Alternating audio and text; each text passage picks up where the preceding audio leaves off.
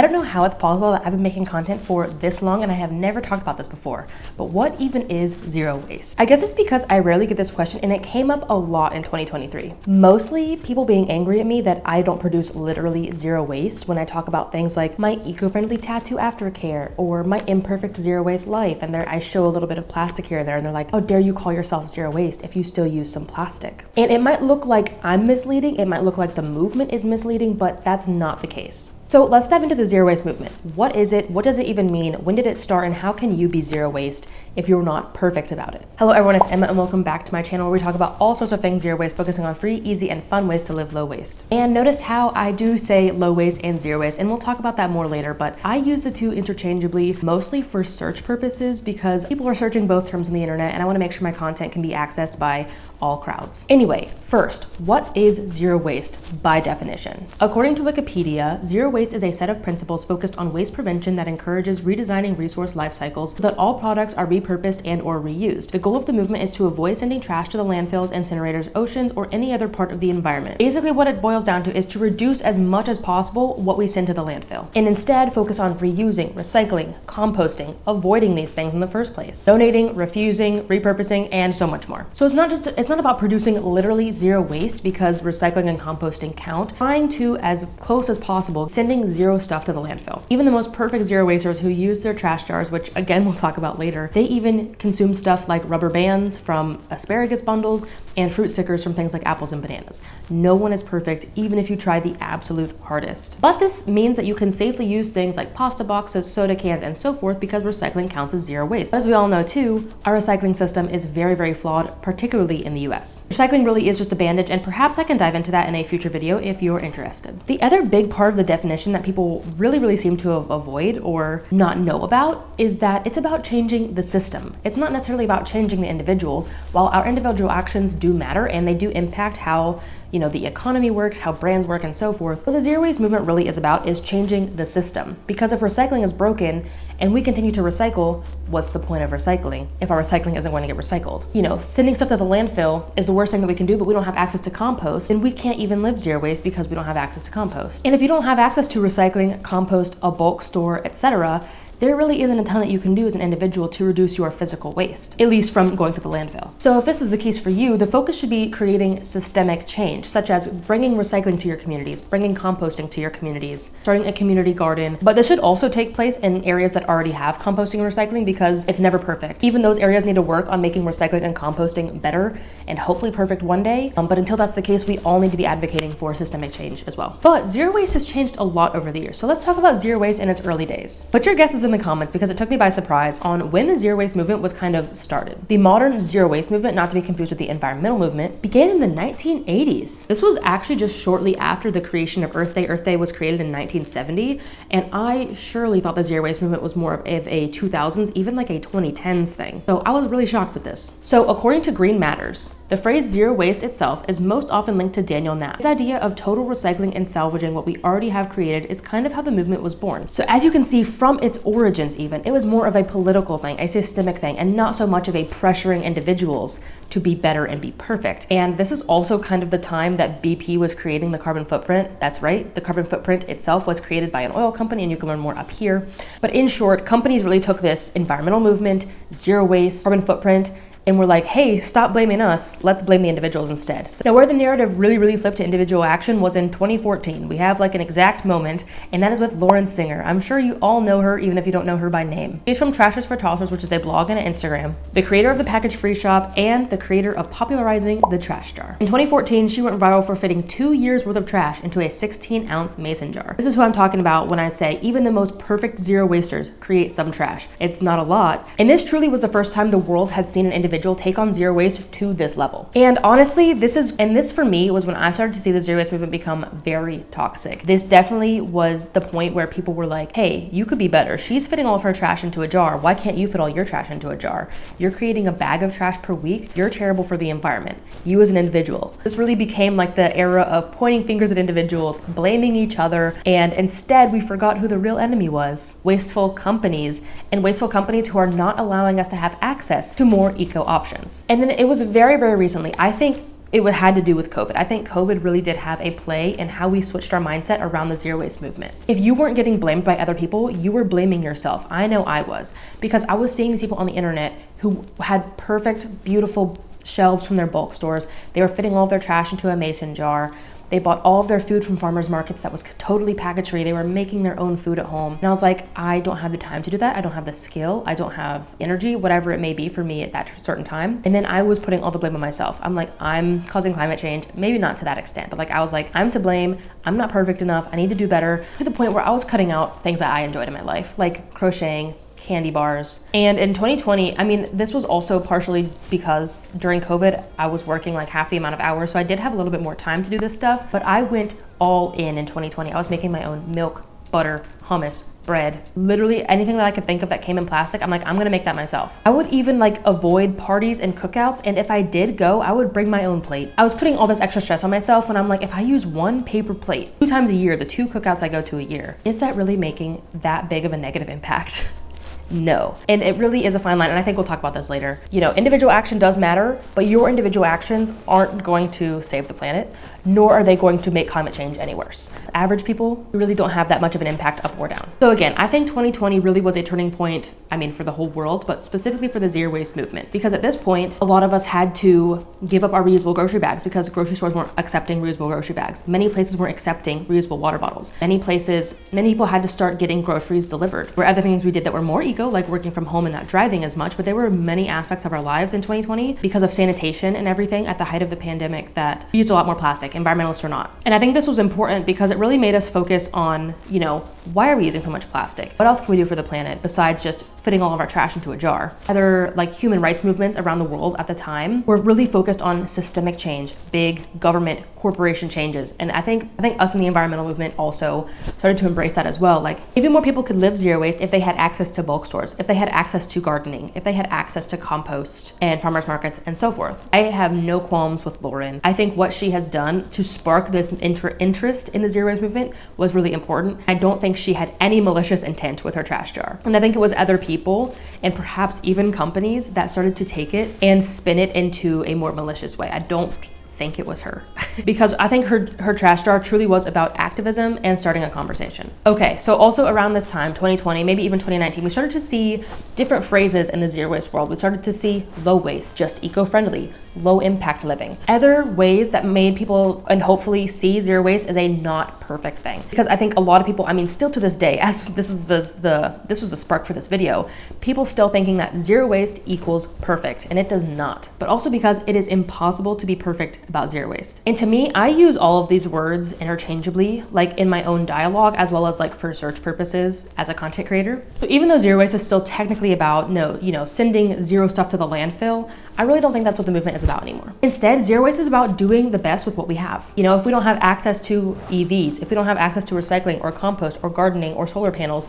or rain barrels or whatever it may be, we can still be zero waste in our own ways. And honestly, that's why my entire channel was born. And if you want to learn more about why I started my channel, you can check it out up here. But in short, when I first got onto the internet in the zero waste world in 2018, 2019, and I was seeing everybody, driving EVs, installing solar panels on their house, installing rain barrels, gardening, going to the bulk store and using zero plastic at all, I was like, I can't do that.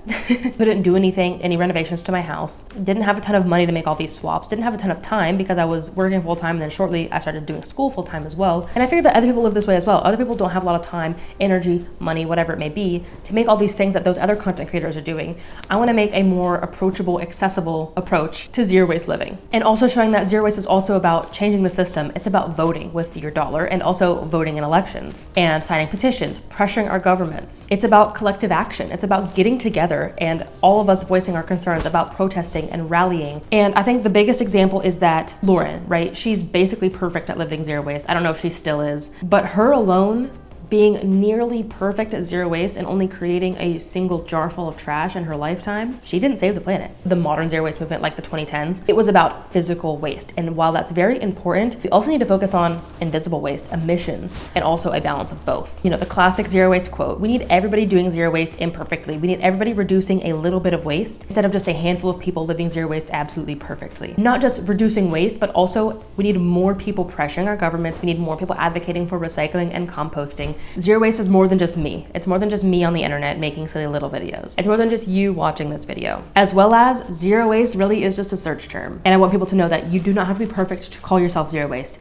If you don't like the term zero waste, use something else. Don't use a label at all. Some people like labels. Again, I just use them because I'm a content creator and it makes my content more accessible to use these bigger search terms because more people are searching for zero waste than they are for like sort of eco-friendly living or like halfway eco-friendly living, right? Like the movement is called zero waste. I'm going to use the term zero waste in my content. After all of this being said, I'm technically not zero waste because I send stuff to the landfill. As I also hinted at, I was very, very intense about living zero waste in like 2019 through like midway 2021. I think it's more important to focus our personal efforts on bigger things like using a reusable water bottle. That can have such a huge impact over the long run, but like occasional little treats that you get here and there, things that you don't get on a daily basis, I don't think it's gonna make or break anything either way. That's not to say I don't think that our individual actions don't matter. They do matter, but I think our individual like negative impacts as an average Joe really aren't gonna make or break anything. Maybe that's a hot take. But now I have gotten back into my hobbies and I've made them eco-friendly, and you can check out how I make my hobbies eco-friendly in this video, such as buying secondhand yarn for crocheting, making my own yarn out of old t-shirts, buying my video games online versus the physical one,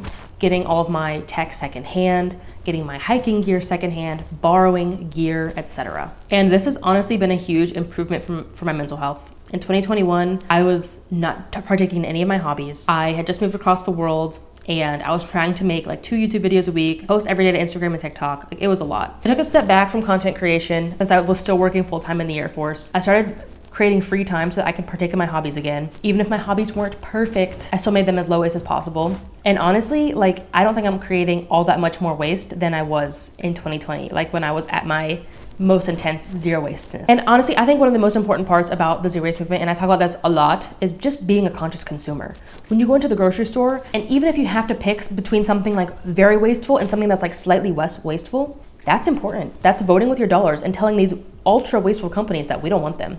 And that even though this is only just a baby step in the right direction, that's preferred. And then one day that will become the wasteful company and like so forth. See what I mean? So even if you can't be perfect, buying the better option, partaking in the better activities for the planet, even if they're not perfect, is a step in the right direction. And of course, this was not an overnight change for me, and it won't be for you either if you're still in this like toxic zero waste mindset that you have to be perfect. It took me literal years. And yeah, this is a very nuanced topic, as I'm sure I've said, and as I say, like might be a hot take with some of my opinions here, but like especially as someone who, my motto is literally, our small actions make a big difference. So it might be, you know, maybe a little, I don't know, not hypocritical, but hypocritical, I guess, for me to say at the same time that our small actions don't actually matter. I think our small positive actions make a much bigger difference than we think. Our reusable water bottles makes a much bigger difference than we originally think, because if I reduce using 2 plastic water bottles per day, me alone, I reduce 730 water bottles per year. One person. Think about that over the course of 10 years. Think about if I influence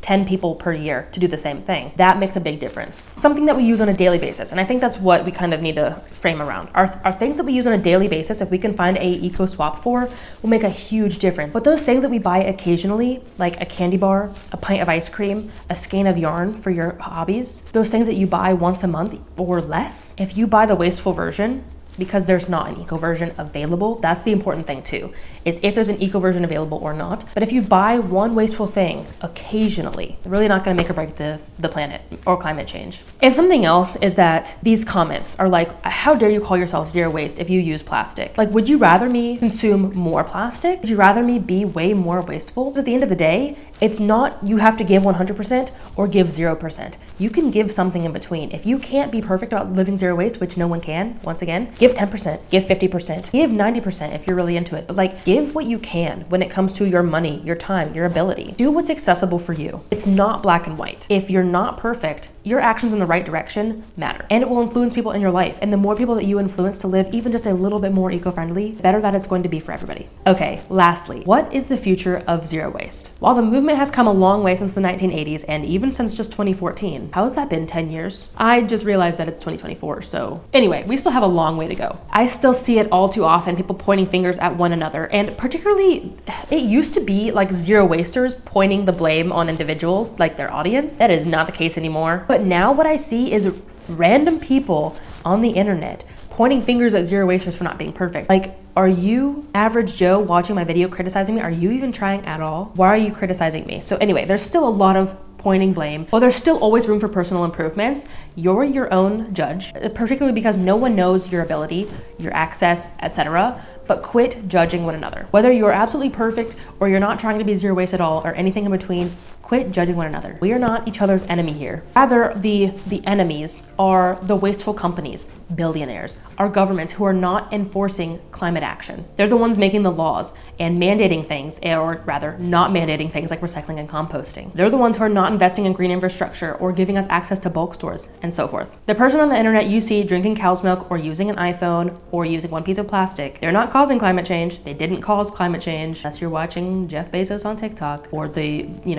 oil executives. The individuals you're seeing on the internet are not the problem. Make as many good changes as you can, but at the end of the day, you do not have to be perfect to live zero waste, call yourself a zero waster, to be a part of the environmental movement. As well as it's so much more valuable to use our energy to write to corporations, to sign petitions, to write to our government, to call our governments, to vote, to protest, than it is to yell at one another on the comment section on an Instagram reel. Use your energy for good instead of just blaming one another for things that don't even matter in the grand scheme. Don't blame your neighbor. Don't blame whoever you're seeing on Instagram, because at the end of the day, too, strangers on the internet, you don't know their full story. When people see me using plastic, they don't know that I'm chronically ill. A couple years ago, they didn't know that I worked 2 jobs and was a student full-time, and I didn't have time to do everything perfectly. No one knows your situation. No one knows my situation fully. That's just another reason to quit blaming one another, because you don't know what they have access to and what they have the ability to do. Thank you so much for watching this video. I hope that you learned a lot from this video, and I hope that this video leaves you inspired. Remain in the zero waste movement, to live more zero waste. Advocate for better change instead of just reducing a little bit of plastic here and there. Again, that matters. Let's use our energy for collective action this year. If you found any value in this video and you think someone else would benefit from this video, definitely share it with others.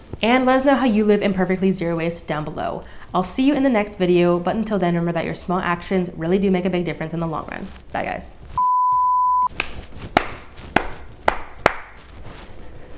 I'm gonna hate that later. Zero stuff to the landfill. I don't really think that's what the movement, it's sourdough o'clock. That scared me so bad.